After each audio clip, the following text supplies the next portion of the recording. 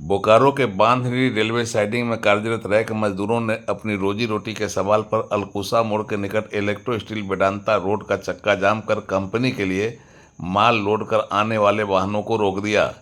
इस आंदोलन की वजह से कंपनी के लिए माल ढुलाई में लगे सैकड़ों की संख्या में ट्रकों के पहिए थम गए और उनकी लंबी कतारें सड़कों के किनारे लग गई।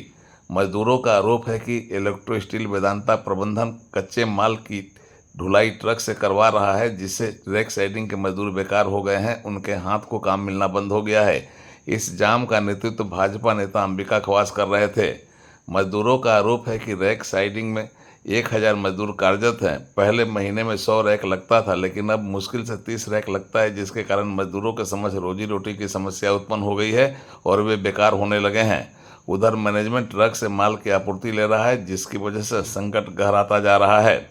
इस अवसर पर चंदनकरी के विधायक सह प्रतिपक्ष के नेता अमर कुमार बावरी ने प्रबंधन को चेताया और कहा कि जिन्होंने अपनी ज़मीन ली है, जिस ज़मीन पर यह कारखाना लगा है, उन लोगों की मांग अगर रोटी मांग रहे हैं और वह भी अगर नहीं मिलेगा तो फिर कोई चुप कैसे बैठा रह सकता है। उन्होंने प्रबंधन पर लोगों के वाजिब हक मारने का आरोप लगाया और कहा कि मजदूरों की जायज़ मांगे हर हाल में प्रबंधन को पूरी करनी होगी। विधायक ने मजदूरों को आश्वस्त किया कि रैक साइड के मजदूरों को काम देना होगा। इस संबंध में मैनेजमेंट से वार्ता हुई है और अगर काम नहीं मिला तो फिर मजदूर चुप नहीं बैठेंगे। उड़ान लाइव के लिए मनोज महतो की एक्सक्लूसिव रिपोर्ट। आज रेक लोडिंग के 1000 से ज़्यादा मजदूर जिन्होंने अपना बहुमूल्य योगदान इस कंपनी के विकास में दिया था, आज उनके सामने बेरोजगारी की समस्या खड़ा हो गई है।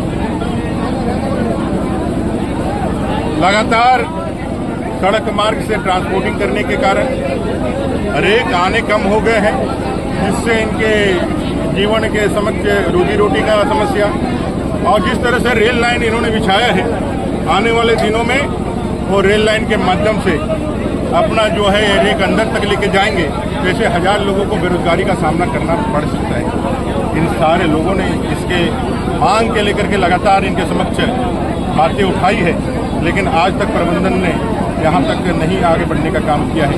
आज जब इन्होंने मेरे पास जाने का काम किया और मैंने देखा कि सच में इनके साथ जीवन मरण का प्रश्न है, तो आज मैं यहाँ आया हूँ और प्रबंधन जो लगातार बातचीत के लिए प्रयास कर रहा है, मैं बोला हूँ कि मैं जाता हूँ, आपसे बात करूँगा, लेकिन इस सारे मुद्दों का जब तक समाधान नहीं होगा, आप ये मत समझिएगा कि हम लोग यहाँ से क्या क्या मुख्य मुद्दे हैं कि अनिश्चितकालीन जाम रहेगा जब तक हमारा समाधान नहीं होगा। 100% जब तक इस मामले का समाधान नहीं हो जाएगा, ये जाम नहीं हटेगा। पहली बार मैं कंपनी के गेट के अंदर जाने के लिए राजी हुआ हूँ, सिर्फ इसलिए कि इन मजदूरों को इनका अधिकार